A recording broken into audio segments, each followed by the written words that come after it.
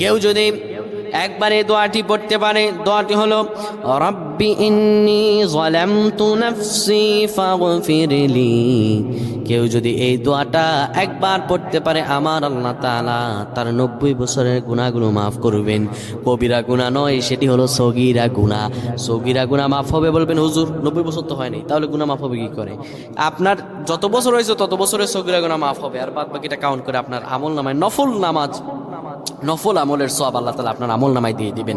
কিন্তু এটির ব্যাপারেও সহিহ সনদে তেমন কোনো গুরুত্ব আরোপ হয়নি, এটির ব্যাপারে তেমন কোনো উল্লেখিত সহিহ সনদ নেই, কিন্তু আমল করতে পারেন যেহেতু এর অর্থ সুন্দর। আল্লাহ আমাদের কবুল করুক, পড়েন আমিন।